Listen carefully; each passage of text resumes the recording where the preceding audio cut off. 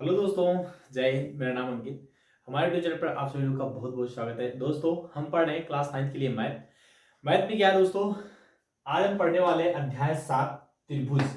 इसके पहले हमने प्रश्नावली 1.1 से लेके अध्याय 1 से लेके दोस्तों अध्याय 6 तक जितने भी क्वेश्चन है और जितने भी नियम है उन सभी को मैंने क्या एक एक टॉपिक को मैंने कैलकुलेट किया है, एक एक क्वेश्चन को मैं कैलकुलेट कर चुका हूं दोस्तों। आज हम क्या पढ़ने वाले हैं, आज हम पढ़ने वाले क्लास 9 के लिए अध्याय 7 त्रिभुज।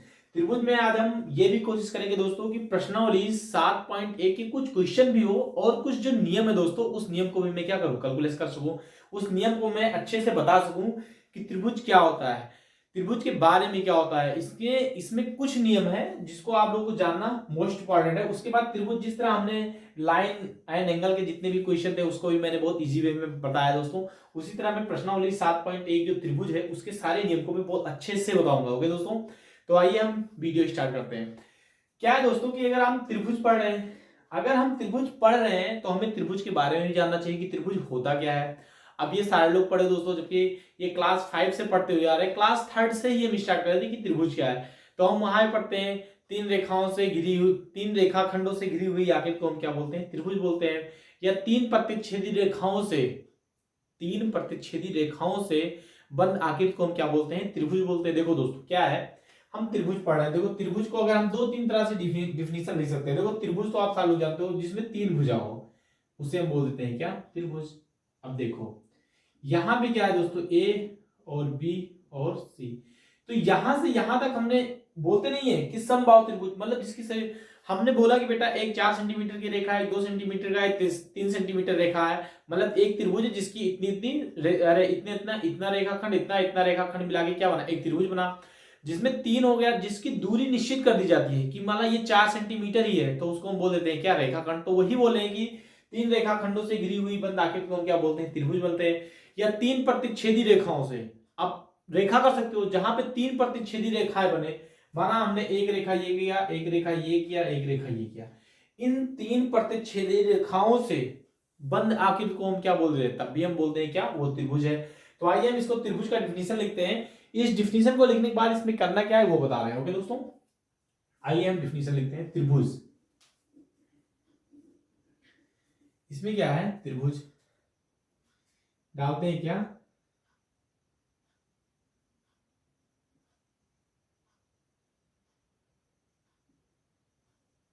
पहला डिफिनेशन में आप देख सकते हो, तीन रेखाखंडों से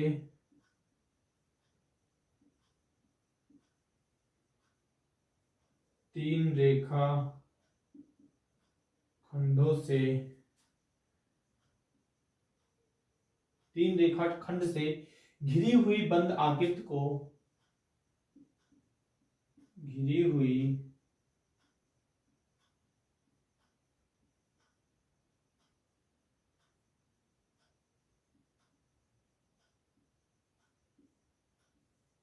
बंद आकृति को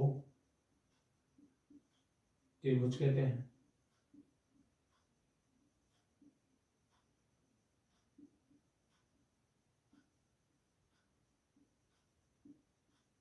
या एक डिफिनेशन या लगा के दोस्तों या लिख सकते हो, तीन प्रतिच्छेदी रेखाओं से, एक डिफिनेशन और लिख सकते हो, तीन प्रतिच्छेदी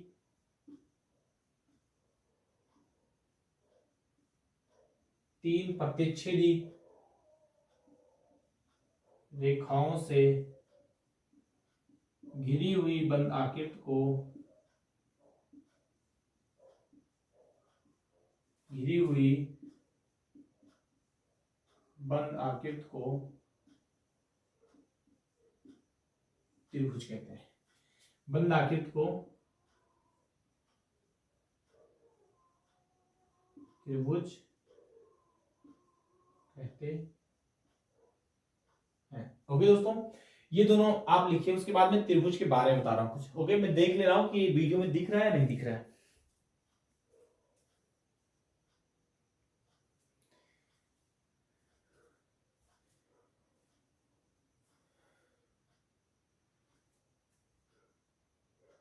तीन प्रतिच्छेदी रेखा से घिरी हुई आकृति को क्या बोलते हैं, त्रिभुज। ओके दोस्तों, इसको लिखने के बाद इस चैप्टर में क्या है मैं देख ले रहा हूं एक बार।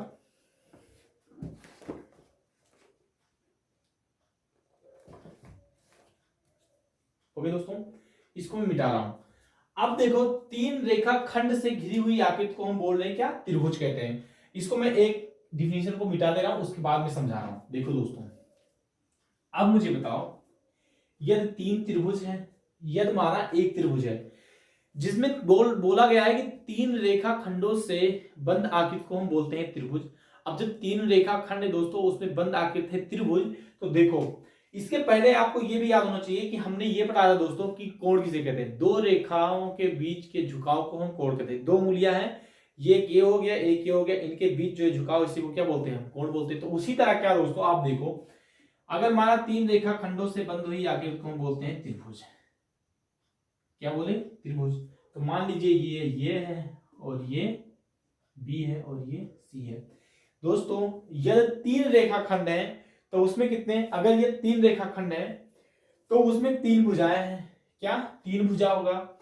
इसमें आप देख लो ना कि तीन भुजा, तीन शीर्ष और तीन कोण दिख रहे होंगे आपको। देखो दोस्तों, दो रेखा खंड, ये हो गया, इसको मान लीजिए एक, इसको मान लीजिए दो, और इसको मान लीजिए क्या, तीन। ये तीन कोण बन रहे हैं, दिख रहा है। एक भुजा ए बी, एक बी सी, एक ए सी। ओके, तीन शीर्ष दिख रहे हैं, शीर्ष ये, शीर्ष बी और शीर्ष सी दिख रहे हैं ना दोस्तों। तो इसका मतलब यदि एक त्रिभुज है तो एक त्रिभुज में तीन भुजाएं होंगी, तीन कोण होंगे और तीन क्या होंगे, शीर्ष होंगे। आप इसको लिख सकते हो भुजा, तीन भुजा क्या होगी, त्रिभुज की भुजाएं। तो आप जब त्रिभुज को लिखोगे तो आप त्रिभुज को इस तरह लिख सकते हो, त्रिभुज ए बी सी, या आप या करके आप त्रिभुज का संकेत बना के ए बी सी। ओके, तो आपको ये वाला याद करना है। जिस तरह हमने एंगल को लिखा था कि angle A B C, okay, उसी तरह एंगल का संकेत बना देते। कोण बार बार तो लिखते नहीं थे ना कि कोण ए बी सी, कोण बी सी डी, इस तरह लिखे नहीं थे हम। उसमें कोण का एंगल बनाते थे, एंगल का वो बना देते, चिन्ह प्रतीक ऐसे बना देना, तो बोलते थे। अब इसमें जैसे माना एंगल लिखना, इसमें तीन एंगल दिख रहे हैं, पहले आप लिखो तीन भुजा, त्रिभुज ए बी सी में, त्रिभुज ए बी सी में, ठीक है, तीन भुजा है, कौन सी, ए बी, बी सी तथा सी ए, चाहे ए सी। ये तीनों क्या है दोस्तों, ये है आपकी भुजा। ओके, इसमें आपको तीन कोण दिख रहे हैं, तीन कोण दिख रहे हैं। कोण देखो, एंगल 1 आप लिख सकते हो, चाहे एंगल 1 या एंगल 2 और एंगल 3। ये तीन आपके क्या है दोस्तों, ये आपके कोण है त्रिभुज एबीसी के। और इसमें तीन शीर्ष हैं, तो आप शीर्ष लिख सकते हो। शीर्ष कौन कौन से हैं, शीर्ष ये, बी तथा सी। ओके, तो इसका मतलब ये हुआ कि यदि एक त्रिभुज है तो एक त्रिभुज में तीन भुजाएं, तीन रेखाखंड, एक तीन कोण और तीन शीर्ष होते हैं। इसको आप नोट कर लीजिए दोस्तों, ये नोट करना जरूरी है। ओके,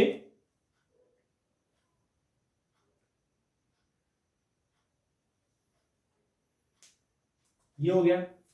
इसके बाद क्या है, इस चैप्टर में दूसरा जो टॉपिक है दोस्तों, उस टॉपिक में क्या है, त्रिभुज को जानने के बाद सीधा आपको क्या करना है, त्रिभुज को सर्वांगसम दिखाना है। सर्वांगसम, इसके बारे में बता रहा हूं, इसको मिटा दे रहा हूं।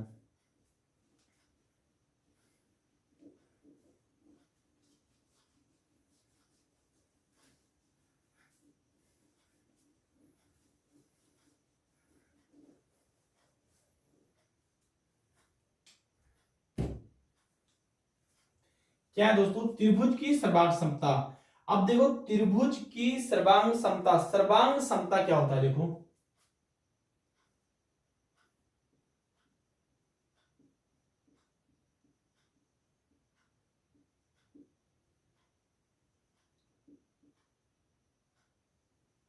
सर्वांग समता,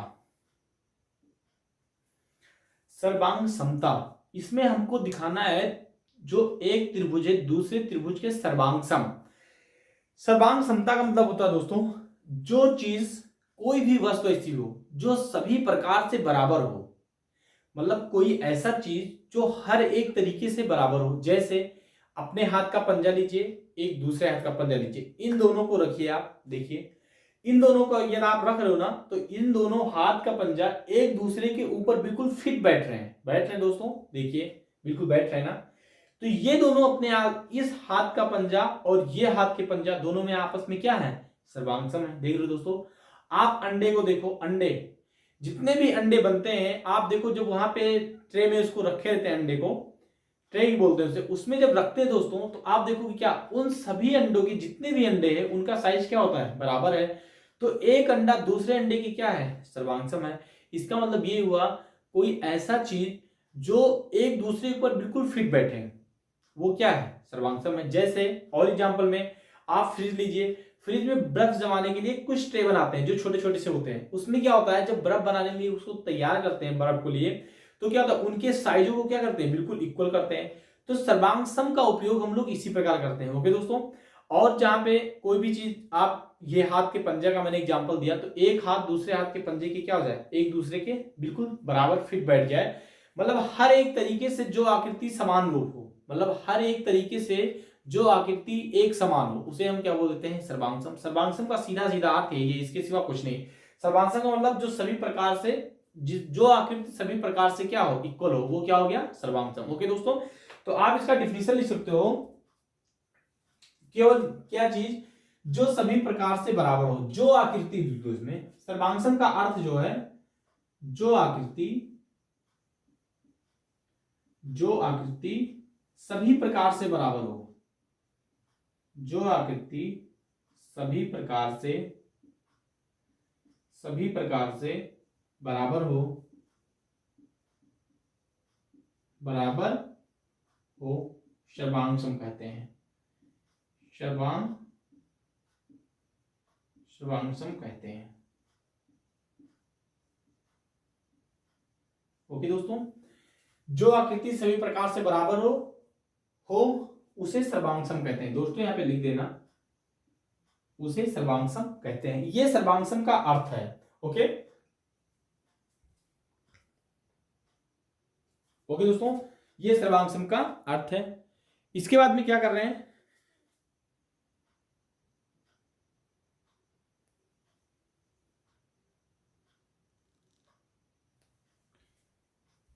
ओके दोस्तों, ये क्या है, सर्वांगसम का अर्थ। इसके बाद में क्या है, अब हम अगर यहां त्रिभुज पढ़ रहे हैं, तो यहां पे दो त्रिभुज को हमको क्या दिखाना है, सर्वांगसम दिखाना है। अब यहां सर्वांगसम का अर्थ समझ गए ना, कि जो हर एक तरीके से, जो आकृति हर एक प्रकार से, सॉरी दोस्तों, जो आकृति सभी प्रकार से क्या हो, बराबर हो, उसे हम क्या बोलते हैं, सर्वांगसम है। ओके दोस्तों, अब यहां पे हमको दिखाना है त्रिभुज को सर्वांगसम। अब त्रिभुज को सर्वांगसम कैसे दिखाएंगे, उसके लिए कुछ नियम है, उस नियम को जान लो, बस त्रिभुज की सर्वांगसमता हो गई। त्रिभुज को सर्वांगसम करने के लिए देखो, त्रिभुज को सर्वांगसम दिखाने के लिए क्या होगा, सर्वांगसम का अर्थ समझ गए दोस्तों, उसके बाद कुछ भी नहीं है। आप देखें त्रिभुज को सर्वांगसम, इसमें क्या है, पॉइंट क्या है, थोड़ा बुक देख लेना दोस्तों एक सेकंड।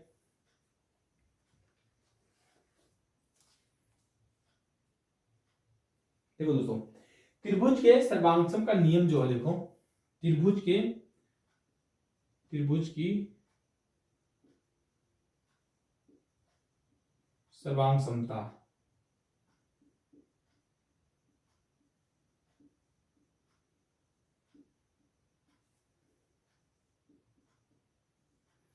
देखो सर्वांगसम मैंने क्या बोला दोस्तों, एक हाथ का पंजा दूसरे हाथ के पंजे के ऊपर बैठ जाए, ये क्या है, सर्वांगसम। मतलब जो आकृति, कोई आकृति जो सभी प्रकार से एक समान हो, उसे हम क्या बोल देते हैं, सर्वांगसम। अब देखो दोस्तों, सर्वांगसम के लिए एक त्रिभुज को, यहां त्रिभुज पढ़ रहे हैं, तो त्रिभुज को ही सर्वांगसम दिखाना, तो एक त्रिभुज दूसरे त्रिभुज को सर्वांगसम कम बोलेंगे। इसके लिए हम क्या करेंगे, एक त्रिभुज दूसरे त्रिभुज को सर्वांगसम दिखाना है यार, तो इसमें क्या करना, देखो दोस्तों, एक त्रिभुज की भुजा देखो, त्रिभुज को सर्वांगसम दिखाना है, तो एक त्रिभुज की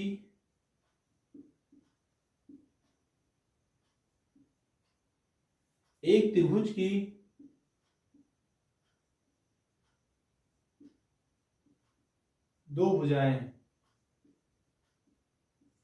भुजाएं, तथा एक कोण, दो भुजाएं तथा यदि एक त्रिभुज की दो भुजाएं, यदि एक त्रिभुज की संगत भुजाएं दूसरे त्रिभुज की संगत भुजाओं के क्या हो रहा है, एक त्रिभुज की भुजाएं और कोण, एक त्रिभुज की भुजाएं और कोण, ये लिख सकते हो आप, एक त्रिभुज की भुजाएं तथा कोण दूसरे त्रिभुज की दूसरे त्रिभुज की दूसरे त्रिभुज की भुजाएं तथा कोण, एक त्रिभुज की भुजा तथा कोण दूसरे त्रिभुज की संगत भुजाएं तथा कोण के बराबर हो। क्या लिख दो इसमें, लिख दो दोस्त, संगत भुजाओं के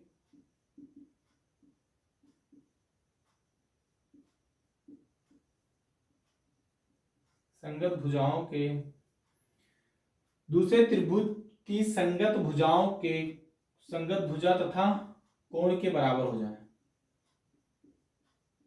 तथा कोण के बराबर हो जाए, बराबर हो, उसे हम त्रिभुज, देखो एक त्रिभुज की भुजा तथा कोण दूसरे त्रिभुज की संगत भुजाओं तथा कोण के बराबर हो, उसे हम बोल देते हैं क्या, ये त्रिभुज, ये जो त्रिभुज है वो क्या हो जाएगा, वो आपका त्रिभुज हो जाएगा क्या, सर्वांगसम। अब देखो इसके लिए एग्जांपल में दे रहा हूं दोस्तों, देखो उदाहरण में दे रहा हूं, उदाहरण, एक त्रिभुज की भुजाएं तथा कोण दूसरे त्रिभुज की संगत भुजाओं तथा कोण के बराबर हो, तो उसे हम क्या बोलते हैं, वो त्रिभुज क्या है दोस्तों, सर्वांगसम है। इसके लिए उदाहरण देखो, उदाहरण बनाना में दो त्रिभुज बना दे रहा हूं, दो त्रिभुज, ये बात, ओके, मैं इस त्रिभुज को बना दोस्तों, इसको मैंने मान लिया कि ये है, ये बी और सी, हमने इसको दिया क्या 5 सेंटीमीटर, 3 सेंटीमीटर और कुछ दे दीजिए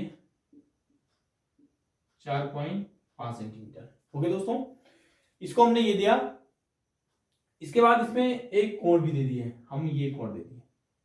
ओके, एक मैं त्रिभुज और ले रहा हूं, ओके, इसमें दे दिया ये बी और ये सी। ओके, अब इसमें दोस्तों हमने दिया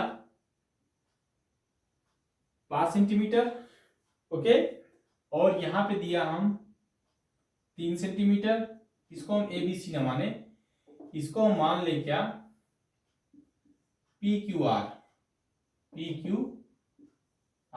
ओके, 3 सेंटीमीटर, और इसको मान ले हम 4.5 सेंटीमीटर, और ये एंगल, ये अगर x है तो ये भी x मान ले, ओके, इसको मान ले क्या ये x है।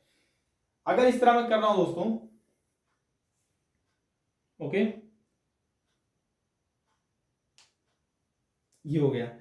इसके बाद में हम इसमें कर रहे हैं दोस्तों, देखो अगर मैं ये आपसे भी बोल रहा हूं, इसको देखने के बाद, इस फिगर को देखने के बाद अगर मैं ये बोलूं कि ये दोनों त्रिभुज जो हैं आपस में क्या सर्वांगसम हैं, तो आप इनको क्या बोल सकते हो, देख लो, यहां पे अगर मैं बोल रहा हूं कि एक त्रिभुज की दो भुजाएं, मतलब भुजा हो और उनके संगत कोण आपस में बराबर हो जा रहे हैं, कोई नहीं, संगत कोण में आप सभी संगत कोण को ले लीजिए, ये, ओके, जितना कोण ये इतना कोण, सभी कोण को अगर ले लीजिए दोस्तों, तो यहां पे देखिए मैं बोल रहा हूं कि जिनकी भुजाएं बराबर हो, तो यहां पे जो ए बी है, ए और बी दिख रहा है ना, ए बी, यहां पे ए बी बराबर किसके हो जाएगा, पी क्यू के, दिया दोस्तों।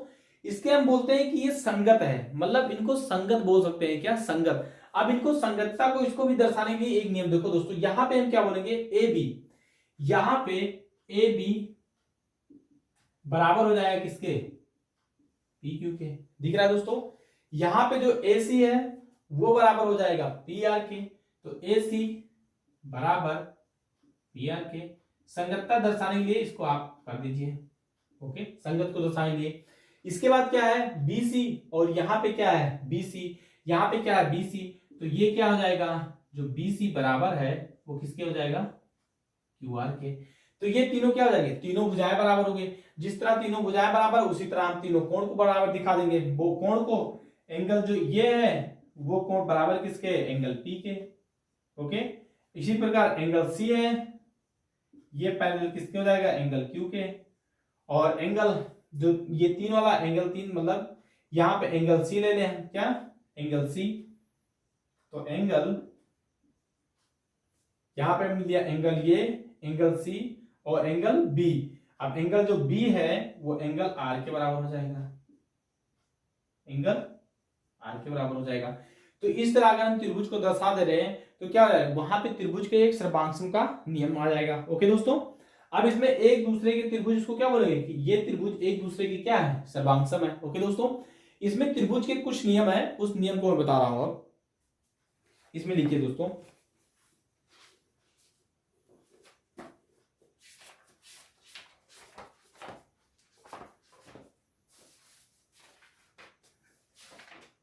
सात पॉइंट एक प्रश्नावली 7.1 को लगाने से पहले दोस्तों इसमें क्या है, कुछ जो नियम है उस नियम को लिखो सारे लोग, फिर उसके बाद में हो रहा है। यदि किसी त्रिभुज को सर्वांगसम दिखाना है, देखो इसमें पहला परिमेय है, उस परिमेय को लिख लो सारे लोग दोस्तों, परिमेय क्या दिखा रहा है।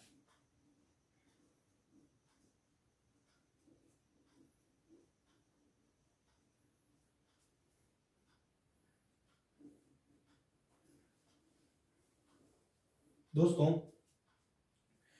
इसमें हम परिमेय कर रहे हैं, परिमेय में क्या करेंगे, यदि दो त्रिभुज, इसमें जो पहला परिमेय है उस परिमेय को देखो दोस्तों, दिया है दो त्रिभुज सर्वांगसम होते हैं यदि एक त्रिभुज की दो भुजाएं और कोण और उनका अंतर्गत कोण दूसरे त्रिभुज की दो भुजाओं और उनके अंतर्गत कोण के क्या हो जाए, बराबर हो जाए। इसका मतलब ये दोस्तों, ये जो परिमेय फर्स्ट है वो ये दिखा रहा है परिमेय, इसको याद रखना जरूरी है दोस्तों, ये इंपॉर्टेंट है। कह रहा है यदि दो त्रिभुज सर्वांगसम होते हैं यदि एक त्रिभुज की दो भुजाएं तथा उनका अंतर्गत कोण दूसरे त्रिभुज की दो भुजा और उनके अंतर्गत कोण के बराबर हो, तो वो त्रिभुज क्या है, सर्वांगसम है। ये कह रहा है दोस्तों, जो पहला कह रहा है दो त्रिभुज एक सर्वांगसम हैं, दो त्रिभुज यदि सर्वांगसम हैं तो उसमें क्या होना चाहिए कि माना कोई त्रिभुज है, ओके, एक त्रिभुज ये बी और ये सी, और यहां पे एक त्रिभुज है, ये यहां पे त्रिभुज है पी क्यू और आर। ओके दोस्तों, हमने कहा ये बेटा 5 सेंटीमीटर है, हमने इसको बोला, इसको बोल के इसको बोला कि ये 5 सेंटीमीटर है। ओके, हमने बोला कि ये 8 सेंटीमीटर है, हमने इसको बोला कि ये 8 सेंटीमीटर है। इसको केवल एग्जाम्पल के तौर पे बता रहा हूं दोस्तों, इसको 5 सेंटीमीटर 5 सेंटीमीटर 8 सेंटीमीटर 8 सेंटीमीटर, और यहां पे हमने बोला कि ये है 30 डिग्री, और हमने इसको बोल दिया क्या है, ये भी क्या है 30 डिग्री। ओके दोस्तों, ये चीज हो गया। अब यहां पे आप क्या कर सकते हो, जब ये दोनों को इस तरह हमने कर दिया तो आपसे हम ये बोले बेटा कि मुझे ये बताओ कि ये जो त्रिभुज है यहां पे इसको 30 ना बोल के हम इसको बोल रहे हैं क्या, ये बोल रहे कि ये 30 डिग्री। ओके, अब हम तुमसे बोले कि ये दोनों त्रिभुज क्या सर्वांगसम हैं, ये दोनों त्रिभुज क्या सर्वांगसम हैं। अब दोस्तों इसमें क्या है, देखो एक चीज, पहला जो वही नियम कह रहा है कि एक त्रिभुज यदि दो त्रिभुज सर्वांगसम होते हैं यदि एक त्रिभुज की दो संगत भुजाएं और एक कोण दूसरे त्रिभुज की दो संगत भुजाओं और एक कोण के बराबर हो जाए। तो देखो दोस्तों, यहां पे जो ए बी है ए बी वो पी आर के बराबर है, तो हम लिख सकते हैं ए बी बराबर पी आर। ओके, समझिए ये क्या है, त्रिभुज की संगत भुजाएं है, तो यहां लिख सकते हैं क्या, त्रिभुज की संगत भुजा, क्या त्रिभुज की संगत भुजा। ओके, इसमें एक दूसरा आ रहा है, यहां पे देखो दोस्तों बी सी बराबर क्या है पी क्यू के, ये भी त्रिभुज की क्या है, संगत भुजा है। तो दो भुजा हो गया, ये दो भुजा मुझे चाहिए, और यहां पे एंगल पी के क्या है, बराबर है। दिख रहा है दोस्तों, एंगल बी एंगल पी के क्या है, बराबर है। इसमें जो क्वेश्चन दिया रहेगा उस तरह लिख देंगे, दिया है कि नहीं दिया है। ओके, तो इसमें क्या हो गया, ये हो गया भुजा, ये हो गया भुजा, ये हो गया एंगल, तो साइड एंगल साइड, इसका मतलब ये हो गया। इसमें जो एक जो ये परिमेय है फर्स्ट, इस परिमेय में क्या कहा है, इसमें जो दिया है तो इसमें आपको क्या दिखाना है, पहले साइड दिखाओ, मतलब पहले भुजा दिखाओ, उसके बाद फिर भुजा दिखाओ, उसके बाद एंगल दिखा दो। मतलब भुजा कोण भुजा अगर है तो त्रिभुज क्या है, सर्वांगसम है, अन्यथा सर्वांगसम नहीं है। तो इस प्रमेय में इसको ये एग्जांपल में दिया हूं दोस्तों, तो इसमें कह रहा है, आप इस प्रमेय को याद कर लीजिएगा कि यदि दो त्रिभुज सर्वांगसम है तो उनके दो संगत कोण, एक त्रिभुज सर्वांगसम है तो उनके त्रिभुज की दो भुजाएं और संगत कोण दूसरे त्रिभुज की दो भुजाओं और संगत कोण के क्या हो जाए, बराबर हो जाए, तो वो दोनों त्रिभुज क्या हो जाएंगे, आपस में सर्वांगसम हो जाएंगे। समझ गए दोस्तों। इसके बाद में क्या है, ये सर्वांगसम। इसमें दूसरा जो प्रमेय है, दूसरा प्रमेय भी जान लीजिए। दूसरा प्रमेय में क्या है कि ये दिया है, यदि एक त्रिभुज के दो कोण और उनकी यदि कोई त्रिभुज है उनके दो कोण बराबर। अब तुम सोचो दोस्तों, मैं आपसे कह रहा हूं कि मुझे ये बताइए, अगर बेटा मैंने बोला ये 60 है और ये 30 है, मैंने दूसरा त्रिभुज दे दिया, हमने कहा बेटा ये 60 है और ये क्या है, 30 है। अब आप मुझे बताइए, हम लोग क्या पढ़े हैं, हम लोग ये पढ़े हैं कि त्रिभुज के तीनों अंतःकोणों का योग क्या होता है, 180 अंश होता है। पढ़े हैं दोस्तों, बिल्कुल पढ़े। अब मुझे बताओ, अगर बेटा ये जो कोण है, ये कोण इस लाइन से ये 60 पे काट रहा है, इस लाइन से ये 60 अंश का कोण बना है, इस लाइन से ये 30 अंश का, माना कि कोण बना रहा है। ओके, ये जाके जितनी दूरी पे काट रहा है, क्या मैं इस वाले से 30 बनाऊं और 60 बनाऊं तब भी तो इतनी ही दूरी पे जाके दोनों रेखाएं काटेंगी ना। तो ये रेखाएं जब यहां 60 से कोण बना रहे हैं और 30 से कोण बना रहे हैं, तो जाके यहां पे काट रहे हैं दोस्तों। उसी प्रकार यहां से अगर मैं 30 कर रहा हूं, 60 कर रहा हूं, तो दोनों की दूरियां तो समान होने के बाद तभी तो काटेंगी। तो यही नियम कह रहा है इसमें दो त्रिभुज, अब त्रिभुज के तीनों अंतःकोणों का योग 180 अंश होता है, तो ये 60 30 90 60 30 90, ये फिगर तो गलत है लेकिन समझाने जो समझा रहा हूं उसको समझो। यहां पे क्या हो जाएगा, तो ये 90 हो जाएगा और ये क्या हो जाएगा दोस्तों, ये भी 90 हो जाएगा। तो त्रिभुज के तीनों अंतःकोणों का योग 180 अंश हो गया। अब मुझे बताओ, जब इससे हम ये खींचे दोस्तों, तो ये दूरी जहां पे काटेगी, जब ये एक भुजा बराबर हो जाएगा तो दूसरी भुजा भी क्या हो जाएगी, उसी के बराबर होगी कि नहीं होगी, बिल्कुल होगी दोस्तों। आप इसको प्रैक्टिकली करके एक बात देखें, जितने अंश पे कोण ये काटेगी उतने अंश पे कोण वो भी काटेगा। तो इन दोनों रेखाओं की लंबाई क्या हो जाएगी, माना ये 5 होगा दोस्तों, तो ये भी क्या हो जाएगा, ये भी किसी भी दूरी पे जाएगी, तो इसका वैल्यू भी 3 4 5 जो भी होना होगा वो होगा। ओके दोस्तों, तो इसमें क्या कह रहा है, आप दूसरा जो प्रमेय है उसमें आप क्या निकालो, एक साइड एक एंगल निकालो, फिर साइड निकालो, फिर एंगल निकालो। एक में साइड एंगल साइड, एक एंगल साइड एंगल, मतलब ये दो चीज दिखा दो तो भी त्रिभुज क्या है, सर्वांगसम है। ओके दोस्तों, कोण भुजा कोण, इन दो चीज को दिखा दो। इसके बाद में आप एक और दिखा सकते हो, इनको दिखा दो। इसके बाद एक और कह रहा है, यदि इन त्रिभुज के दो कोणों के बराबर हो, संगत भुजाएं एक इनके बराबर हो, तो हम कह सकते हैं ये त्रिभुज क्या है, सर्वांगसम नियम कह सकते हैं। ओके दोस्तों, आप एंगल साइड दिखा दो, कोई दिक्कत नहीं उसमें।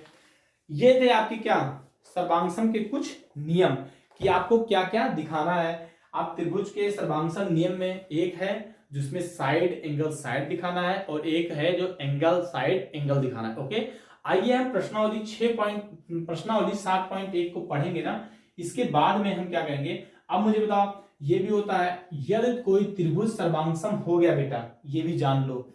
मान लिया हमने कहा त्रिभुज ABCD, हमने ये कह दिया कि ABC और त्रिभुज PQR, हमने ये बोला कि बेटा सर्वांगसम जो होता है, सर्वांगसम का चिन्ह ऐसे होगा, बार बार सर्वांगसम लिख के सर्वांगसम का चिन्ह ऐसे लगाएंगे। अब मुझे बताओ दोस्तों, अगर मैंने आपसे बोला कि त्रिभुज ABC सर्वांगसम है त्रिभुज PQR के, यदि ये दोनों त्रिभुज सर्वांगसम हो गए दोस्तों, तो इनके संगत कोण और संगत भुजाएं आपस में क्या हो जाएंगी, बराबर हो जाएंगी। यदि इन दोनों को त्रिभुज को मैंने सर्वांगसम दिखाया, तो आप बोल सकते हो कि जो AB बराबर है वो PQ के है, और BC बराबर है QR के है, और AC जो बराबर है वो किसके है, AC बराबर हो जाएगा किसके, PR के। ये क्या है, जब त्रिभुज सर्वांगसम हो गए तो उनकी भुजा और उनकी कोण भी क्या हो जाएंगे, संगत कोण भी आपस में बराबर हो जाएंगे। इसका मतलब मान लो इसको 1, इसको 2 और इसको 3, इसको 4, इसको 5 और इसको 6, तो इसमें एंगल 1 जो बराबर हो जाएगा एंगल 5 के, एंगल 2 बराबर हो जाएगा एंगल 4 के, और एंगल 3 बराबर हो जाएगा एंगल 6 के। ओके दोस्तों, अब त्रिभुज ये सर्वांगसम है, त्रिभुज सर्वांगसम है तो उनकी भुजाएं और उनके संगत भुजाएं और संगत कोण आपस में क्या हो जाते हैं, बराबर हो जाते हैं। इसे हम बोलते हैं सर्वांगसम के नियम के अनुसार। इसको हम बोलते हैं दोस्तों सर्वांगसम त्रिभुज के संगत भाग बराबर होते हैं। इसमें हम बोलेंगे सर्वांगसम त्रिभुज के संगत भाग बराबर होते हैं। इसको शॉर्ट में लिख देंगे हम CPCT। अब CPCT क्या होता है, इसमें हम बोल देते हैं दोस्तों क्रॉसपेंडिंग पार्ट ऑफ कॉन्जुगेंट ट्रायंगल। मतलब CPCT का मतलब इसमें बोलेंगे सर्वांगसम त्रिभुज के संगत भाग क्या होते हैं, बराबर होते हैं। संगत भाग बराबर होते हैं। तो इसमें हम ज्यादा कहीं मान ले दिखाएगा कि ये त्रिभुज दोनों क्या है, सर्वांगसम है, उसके बाद ये बोलता है कि इसमें दिखाइए कि AB और PQ क्या ये दोनों आपस में बराबर है। तो इसमें बराबर ना लिखने के बाद इसमें सीधा ये लिख देना है, तुमको हिंदी में लिखना है या इंग्लिश में लिखना है। हिंदी में लिखना होगा तो आप ये लिखेंगे कि सर्वांगसम त्रिभुज के संगत भाग बराबर होते हैं, तो corresponding part of कॉन्जुगेंट triangle. Okay दोस्तों, तो ये क्या लिख देंगे हम, इसको लेंगे CPCT के द्वारा। ओके दोस्तों, बाय CPCT द्वारा। ओके, तो हम आइए देखते हैं प्रश्नावली 7.1 का जो क्वेश्चन नंबर 1 है, उस क्वेश्चन नंबर 1 को हम क्या कर रहे हैं, उसको हल करने जा रहे हैं। ओके दोस्तों, तो मैं आशा करता हूं दोस्तों कि आप इतना जो मैं बताया हूं ना, इसको समझ गए होंगे। हो सकता है दोस्तों हम बहुत तेज बोल के बहुत जल्दी पढ़ा दिए हों, लेकिन क्या है ना कि आप उसको समझने की एक बार कोशिश करना। ओके दोस्तों, ना हो तो वीडियो को आप बार बार दोबारा देखेंगे तो आप सब जरूर समझ जाएंगे। ओके दोस्तों, तो इसमें प्रश्नावली 7.1 का जो क्वेश्चन नंबर 1 है,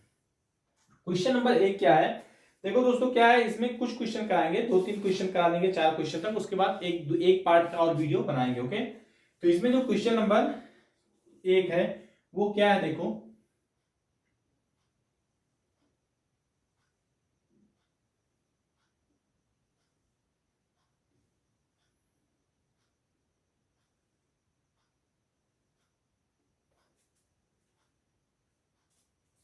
क्या है ना दोस्तों कि फिगर बनाने में थोड़ी सी प्रॉब्लम होती है मुझे। ओके, कोई बात नहीं, इसमें जो दे रखा है मैं पहले लिख दे रहा हूं, उसके बाद मैं कोण बता दे रहा हूं।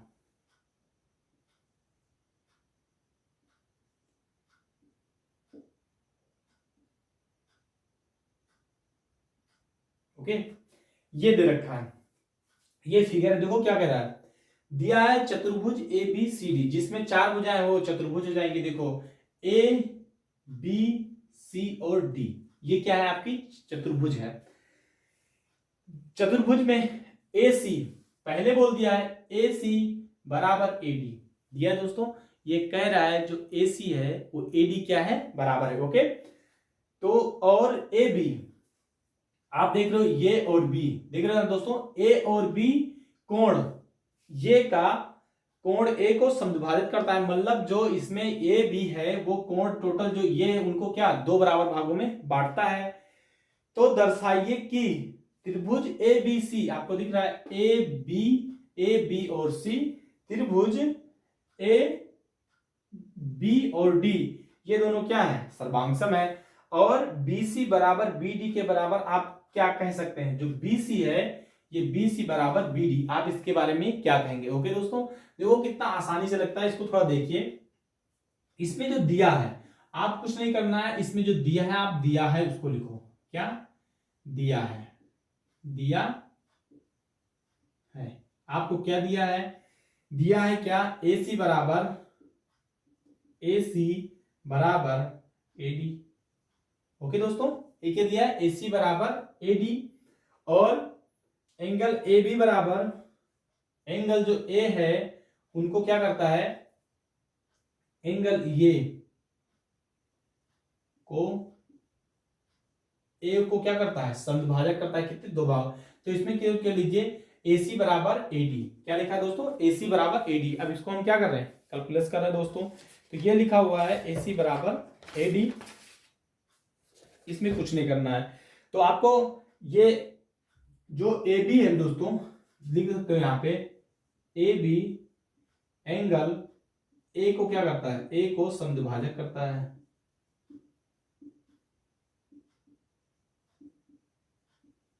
समद्विभाजक करता है। देखो दोस्तों इसमें 2 चीज दिया है आपको, क्या दिया है AC बराबर AD और एंगल भुजा AB एंगल ए को समद्विभाजक करता है। ओके, आपको सिद्ध क्या करना है, देखो इसमें ये चीज डालना है, क्या सिद्ध करना है, सिद्ध करना है दोस्तों। आपको सिद्ध करना है त्रिभुज ए बी सी सर्वांगसम है त्रिभुज ए बी डी के, ए बी डी के। ओके, सर्वांगसम। अब यहां सीधा लिखोगे आप उत्पत्ति, उत्पत्ति लिखिए आप या गणना लिखिए। ओके दोस्तों, आप इसमें लिख सकते हैं उत्पत्ति। अब देखो यहां पे क्या उत्पत्ति में आपको ये पहला मैंने क्या बोला था, यदि दो त्रिभुज हैं तो आपको दो त्रिभुज दिख रहा है ए सी और बी, दिखा दोस्तों। इसमें दो त्रिभुज देखो, आप देख लेना ठीक से। इसमें एक त्रिभुज है ए सी और बी, और एक त्रिभुज जो दोस्तों आपका है वो क्या है, ए और बी और डी।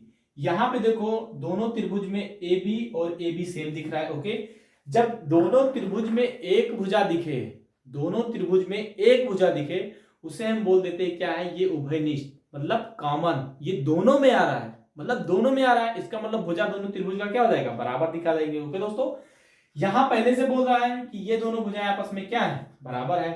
अब दोस्तों मुझे ये बताओ कि माना ये एंगल आपका 30 है और मैं बोल दूं बेटा इसमें एक रेखा ऐसा मैं डाल रहा हूं कि इन दोनों को दो भागों में बांट रहा है, मतलब अगर 30 है तो दोनों क्या है 15-15, इसका मतलब वो कोण भी क्या हो गए, बराबर हो जाएंगे, होंगे कि नहीं होंगे, वो कोण भी अगर बराबर हो जा रहे हैं, इसका मतलब ये दोस्तों मेरा तो प्रूव हो गया, क्योंकि मुझे ये चाहिए साइड एंगल साइड, तो मुझे पहले से बोल रहा है AC बराबर AD, ये तो दिया है। उसके बाद में एंगल CAB बराबर हो जाएगा एंगल BAD के, क्योंकि ये एंगल A को भुजा AB क्या करती है, एक दूसरे को क्या करती है, समद्विभाजक करती है, तो आपको कोण भी मिल गया।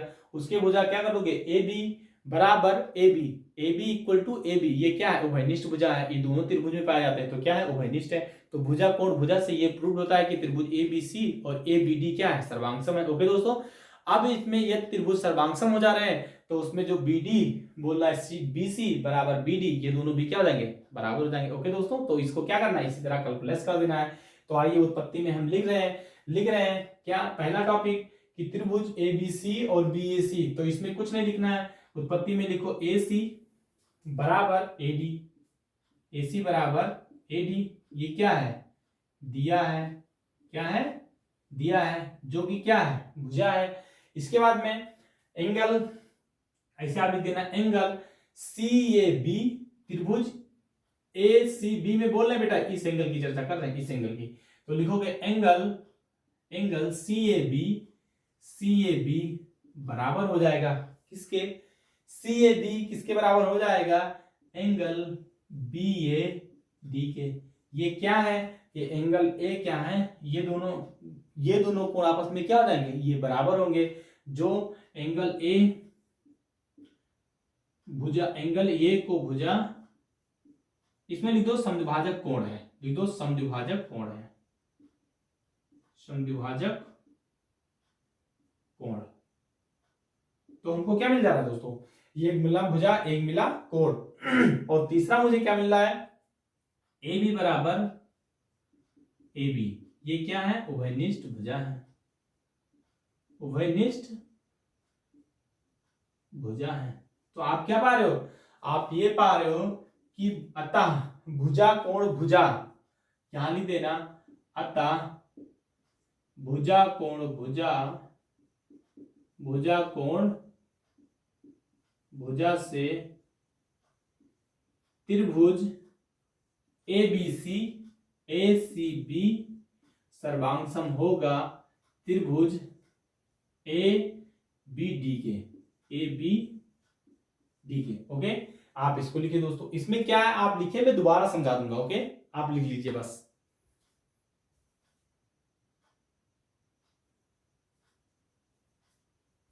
लिखिए, फिर मैं मिटा दे रहा हूं दोस्तों।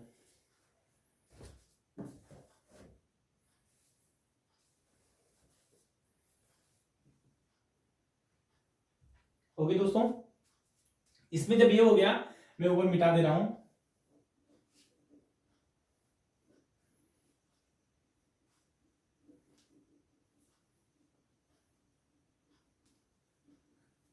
ओके दोस्तों, इसमें जब ये हो गया भुजा कोण भुजा से इतना बराबर इतना कर दिए। ओके, अब क्या है, यदि दो त्रिभुज सर्वांगसम है तो उनके संगत भुजा भी क्या हो जाते हैं, बराबर हो जाते हैं। तो इसमें संगत भुजाएं क्या दे रखा है, इसमें फिर दोस्तों दे रखा है कि BC और BD के बराबर आप क्या कह सकते हैं, तो आप कह सकते हो बाई, इसमें बोल दो क्या, जो BC वो बराबर होगा किसके, BD के। BC बराबर हो जाएगा BD के, क्यों, सर्वांगसम त्रिभुज के संगत भुजाओं के क्या होते हैं, बराबर होते हैं। समझ गए, तो इसको आप लिख सकते हो क्या, CPCT, corresponding part of congruent triangle. Okay, त्रिभुज के सर्वांगसम नियम के सर्वांगसम भाग बराबर होते हैं, सर्वांगसम त्रिभुज के संगत भाग क्या होते हैं, बराबर होते हैं। तो इसमें लिख देना CPCT, मैं बोल दिया हूं corresponding part congruent triangle. Okay दोस्तों, तो मतलब सर्वांगसम त्रिभुज के संगत भाग क्या होते हैं, बराबर होते हैं। अब इसमें संगत भाग आप ये बोलो तो दोस्तों, अगर यहाँ पे ये बराबर हुआ, AB बराबर BA, मतलब उभयनिष्ठ भुजा, तो AC और CD भी क्या हो जाएंगे, बराबर हो जाएंगे। तो आपका ये आंसर हो जाएगा, ये दोनों आपस में क्या हो जाएंगे, बराबर, और ये आप क्या हो जाएंगे, सर्वांगसम। ओके दोस्तों, आपका दूसरा क्वेश्चन है, मैं उसको लिख रहा हूं, आप इसको लिखिए। ओके दोस्तों, मैं इसको मिटा दे रहा हूं, आपका दूसरा जो क्वेश्चन है उसको देख रहा हूं। ओके,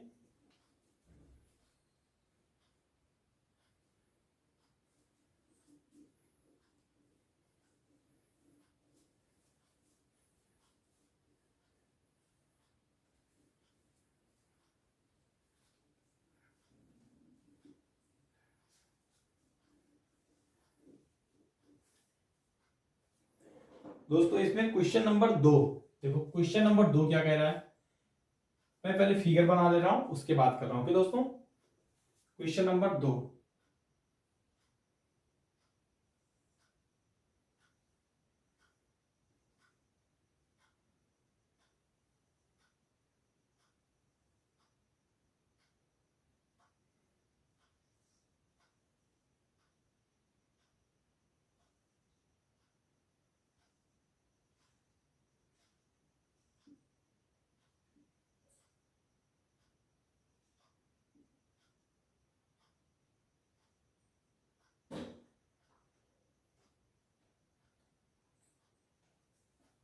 दोस्तों ये है आपका फिगर। इसमें क्या दिया है, एक चतुर्भुज, चतुर्भुज ABCD एक चतुर्भुज है जिसमें AD बराबर BC, मतलब जो AD है वो BC क्या है, बराबर है, और एंगल DAB, एंगल DAB बराबर है CB, ये मतलब दो कोण बराबर है। तो सिद्ध कीजिए त्रिभुज इतना और इतना, मतलब सिद्ध कीजिए त्रिभुज ABD AB और D, और त्रिभुज क्या दे रहा है दोस्तों, त्रिभुज आपको एक और दे रहा है, कह रहा है त्रिभुज BAC, B ये और C, ये दोनों आपको क्या दिखाना है दोस्तों, दिखाना है कि ये दोनों त्रिभुज क्या है, सर्वांगसम है। तो इसमें देखो क्या करना है, और इसमें ये भी दिखाना है कि जो BD है वो बराबर है किसके, AC के, और एंगल ABD बराबर BAC, ये दिखाना है, BAC, ये भी आपको क्या करना है, दिखाना है। ओके दोस्तों, तो आइए हम इसको क्या करते हैं, आइए हम इसको क्या करते हैं, स्टार्ट कर रहे हैं। ओके दोस्तों, तो देखो अब इसमें जो दिया है, इसमें दिया क्या है, देखो जो दिया है उसको लिख दे रहे हैं दोस्तों। दिया है क्या, AD बराबर है BC के, तथा एंगल कुछ दे रखा है दोस्तों, मैं देख ले रहा हूं एक बार, कह रहा है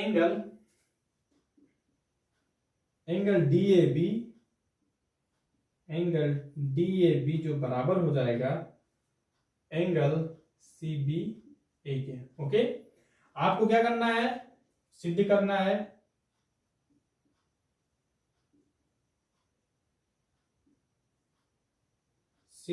दोस्तों आपको पहला इसमें 3 चीज सिद्ध करना है, त्रिभुज ABD सर्वांगसम होगा इसके त्रिभुज BAC के। दूसरा है दोस्तों BD बराबर AC, BD बराबर AC। और तीसरा है दोस्तों एंगल ABD, तीसरा है एंगल ABD जो बराबर हो जाएगा एंगल BAC के। आपको ये दोस्तों क्या है दिया हुआ है। ओके, आपको इतनी चीजें दे रखी है, आपको क्या करना है इसको सिद्ध करना। ओके बाबू, अब इसको सिद्ध करने के लिए क्या करोगे, यहां पे डाल रहे हैं हम उत्पत्ति। ओके, क्या उत्पत्ति, देखो बहुत आराम से सीखो, सवाल में कोई दम नहीं है। ओके, दिखाने के लिए क्या करना है आपको या दो कोण मिल जाए या दो भुजा मिल जाए, दो कोण मिले या भुजा मिले या दो भुजा मिले एक कोण मिले, ये मिल जाए आपके त्रिभुज क्या हो गया सर्वांग। बहुत आसानी के साथ देखो त्रिभुज यहाँ पे दोस्तों आपको कुछ पहले से दे ही रखा है, दो चीज तो दे रखा है, केवल एक चीज ढूंढना है। अब देखो इसमें उत्पत्ति में त्रिभुज ABC में, देखो आप त्रिभुज ABC में यही दे रखा है दोस्तों। देखो उत्पत्ति में आप देख सकते हो दोस्तों, ये दो त्रिभुज जिसको सर्वांग देखा, लिखो त्रिभुज ABD, त्रिभुज ABD, त्रिभुज ABD तथा त्रिभुज ABD तथा त्रिभुज BAC, BA और C, त्रिभुज BAC में। ओके, BAC में AD बराबर BC, ये क्या है दोस्तों दिया है जो कि क्या है भुजा है। और एंगल क्या दे रखा है, एंगल ABD बराबर है एंगल किसके, एंगल DAB दोस्तों यहां दे रखा है। ओके, एंगल DAB जो बराबर है एंगल CBA के। ओके, ये क्या है कोण है, ये आपस में क्या है दोस्तों कोण क्या है बराबर है। देखो कहीं दिख रहा है ये कोण DA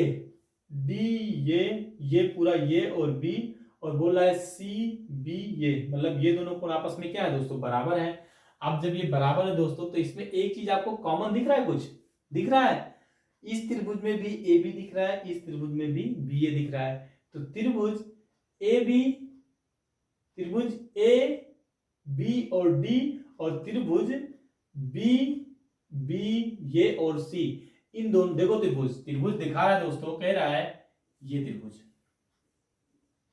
ये आपका हो गया D, ये आपका हो गया ये हो गया आपका B। एक त्रिभुज जिसकी चर्चा कर रहा है बार बार, और एक त्रिभुज आपका ये चर्चा कर रहा है। ओके, तो ये और B और C। आप लोग एक चीज देखो दोस्तों, यहां पे एक चीज आपको कॉमन दिख रहा है, यहां भी AB यहां भी AB, तो इसका मतलब है कि त्रिभुज ABD तथा त्रिभुज BAC में AB और AB ये दोनों क्या है उभयनिष्ठ भुजा है। क्या है उभयनिष्ठ भुजा है। तब ये दोस्तों अगर आपको उभयनिष्ठ भुजा मिल जा रही है तो इसका मतलब ये हुआ कि ये त्रिभुज क्या है एक दूसरे के सर्वांगसम है। और यहां पे आप दिखा दो AB बराबर AB, ये क्या है उभयनिष्ठ भुजा, तो आप लिख दीजिए क्या उभयनिष्ठ भुजा, क्या लिख दिए उभयनिष्ठ भुजा। अतः भुजा कोण भुजा से आप लिख दीजिए क्या भुजा कोण भुजा से त्रिभुज ABD सर्वांगसम है त्रिभुज BAC के। ये आपका क्या हो गया प्रूव्ड हो गया।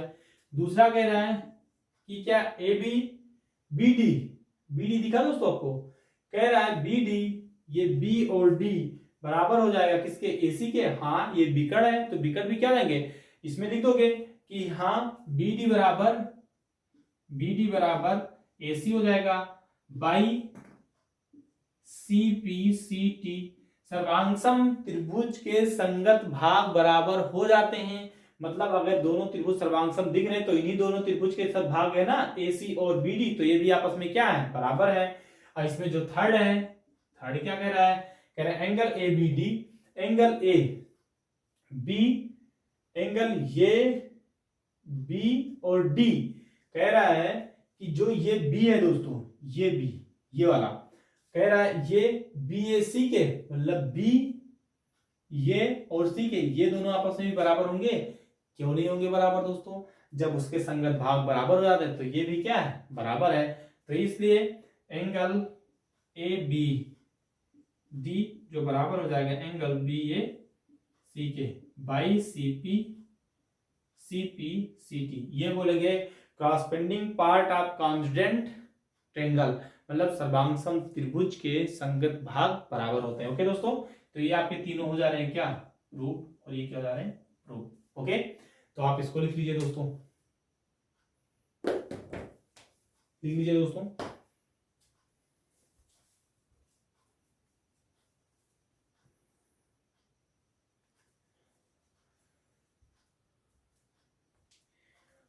ओके दोस्तों, मैं आशा करता हूं कि जो मैथ पढ़ाया है उसको आप जरूर अच्छे से समझ में आया होगा दोस्तों।